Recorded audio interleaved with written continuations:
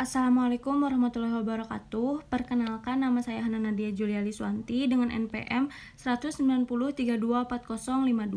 Di sini saya akan menceritakan pengalaman saya dalam menghadapi konflik dalam kerja kelompok di perkuliahan, serta saya akan menjelaskan hasil refleksi diri saya berdasarkan kuesioner kemampuan mendengarkan dan negosiasi yang telah saya kerjakan.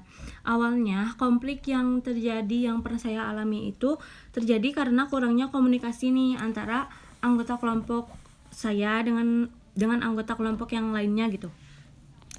Nah, saat itu tuh kebetulan saya mendapatkan tugas sebagai ketua kelompok dan kelompok kami tuh mendapatkan tugas laporan dan presentasi dengan deadline yang cukup dekat, yaitu hanya 1 minggu. Nah, semuanya tuh sudah mendapatkan tugas masing-masing gitu, tetapi seiring berjalannya waktu yang semakin mepet, ada satu anggota kelompok kami yang sulit dihubungi dan jarang memberikan update mengenai tugas yang harusnya dia kerjakan gitu. Padahal semua anggota yang lain tuh sudah 90% menyelesaikan tugas mereka masing-masing.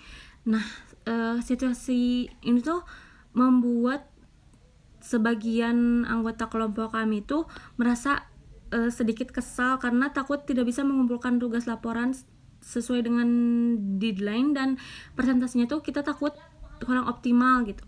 Nah, beberapa anggota kelompok yang lain juga sudah menyampaikan gitu kekesalannya dan keresahannya tuh di grup chat, tetapi anggota ini tuh tidak menggubris gitu, dan jadilah situasinya itu cukup buruk ya.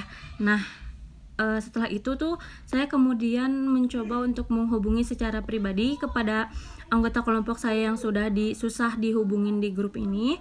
Saya tuh ingin melihat gitu dari sisi dia, mengapa tugas yang seharusnya menjadi tanggung jawab dia tuh tetapi belum selesai. Ternyata setelah saya coba komunikasikan kepada anggota kelompok yang belum mengerjakan tugasnya itu, ternyata dia tuh sedang sakit gitu dan belum bisa memegang HP-nya itu cukup lama. Setelah komunikasi yang saya lakukan dengan anggota kelompok ini, saya tuh menyampaikan kondisi kepada anggota yang lain di grup chat. Lalu saya mencoba mengajak semua anggotanya itu untuk mencari solusi dari konflik tersebut gitu. Nah, akhirnya kelompok kami tuh sepakat dengan tugas yang seharusnya dikerjakan oleh anggota yang sedang sakit ini tuh dibagi rata.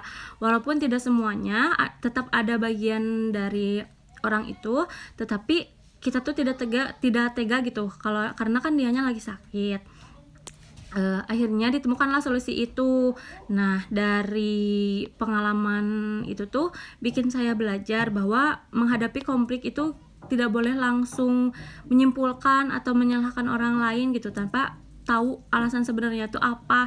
Mendengarkan penjelasan dari orang lain tuh lebih tenang gitu, biar dapat membantu kita tuh memahami situasi dan menemukan solusi yang lebih baik gitu. Mungkin sekian cerita dari saya. Mohon maaf jika ada kesalahan. Assalamualaikum warahmatullahi wabarakatuh.